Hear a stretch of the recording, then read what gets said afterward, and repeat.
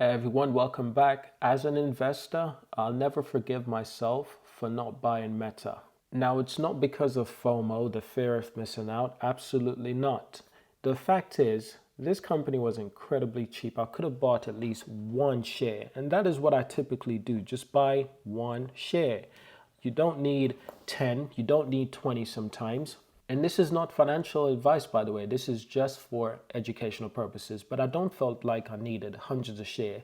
You just need one sometimes, and that will be a good gauge to understand the market and do some research because I do value research.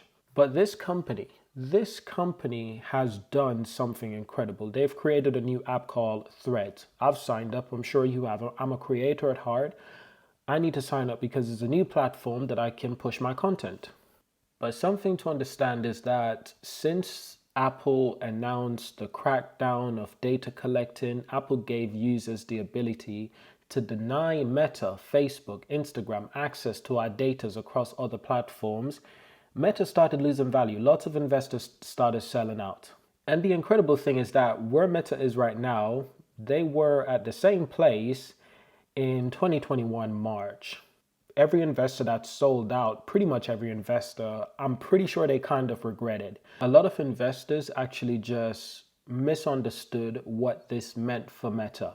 So Meta created a new app. They understood that what Apple has done will affect them. However, it hasn't affected them in the same way we thought it would. We thought it would be the end.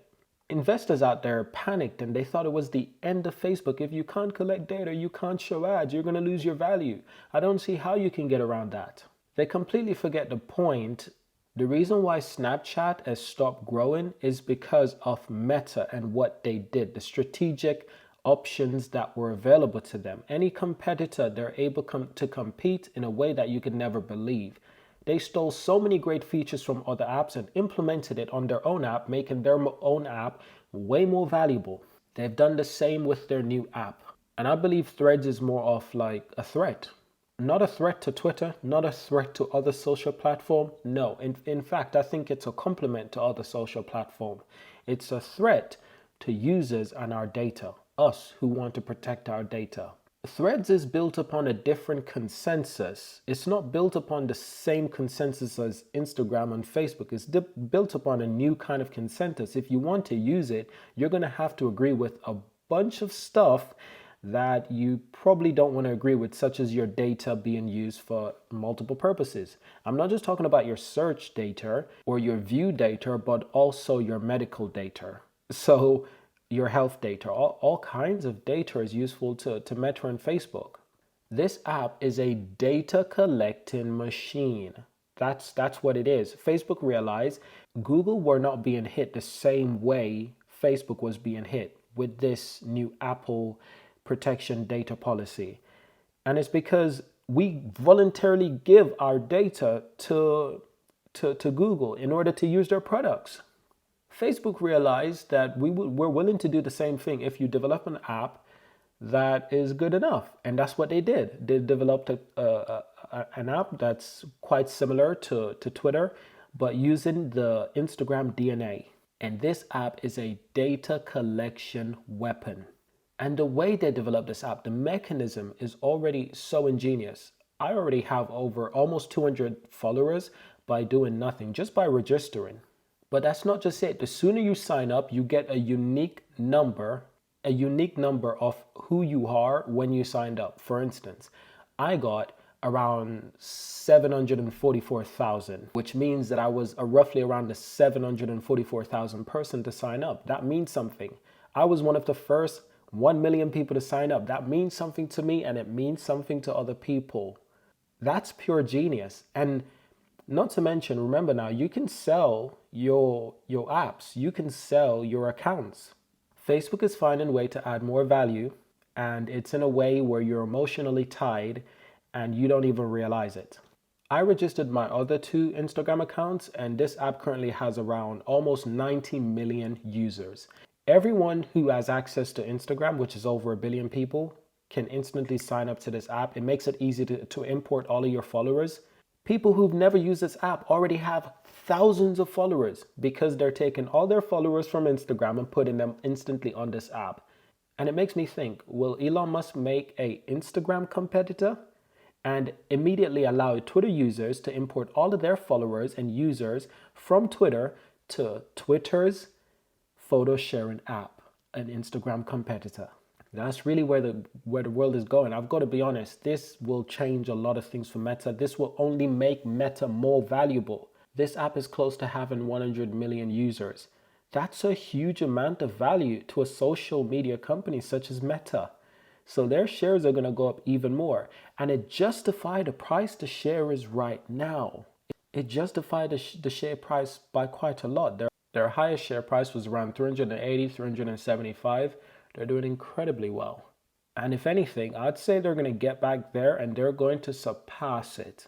This app seems like it's already a hit. I'm already loving it, bro. And it's mostly because of how easy it is to use and how different and simplistic it is. And I like that. I want to keep it simplistic and clean. I don't want it to be like Instagram, where it shows me a bunch of stuff that I'm not interested in on the discovery page.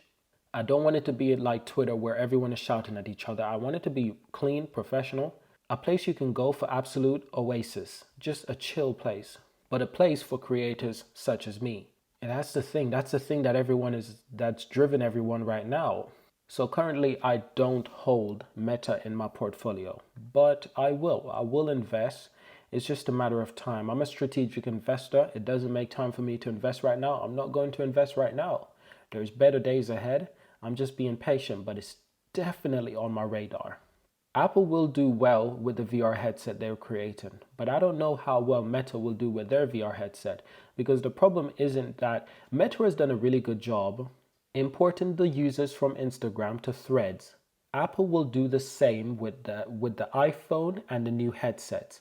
The problem is Facebook has headsets, Meta has headsets, but how are you going to import us? How are you going to get us using it? That's the problem. It's easy to get us to use Threads because it's a sibling to Instagram. How are you going to get us to use an AR headset or a VR headset if you don't have anything allowing us to do anything with it? We'll just go with Apple. That's what I've got. Apple looks better. It is a better device based on all the reviews. I'll just go with Apple, and I want to invest in Apple as well. So Facebook is not really a technology.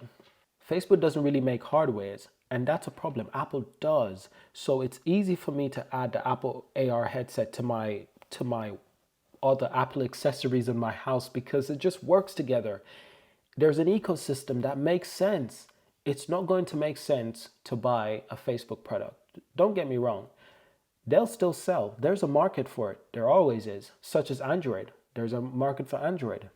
But if Facebook really wants to compete with the AR, VR glasses, I want to see them making the same devices Apple is making. That's the only way they can compete long term.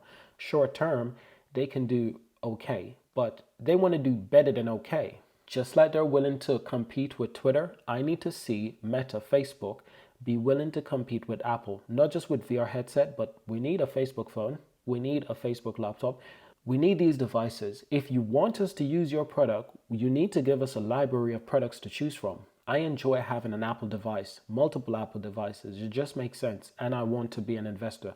I am an investor, but I don't invest much. I just invest like £5 just to study the performance. I invest £5 into Starbucks as well. I know right now is a good time to invest more into Starbucks because I'm down 5%. So the next percentage I buy, it's 5% cheaper. That's why I invest. I invest in Disney. It's down almost 11%. The next Disney share I buy, 11% cheaper.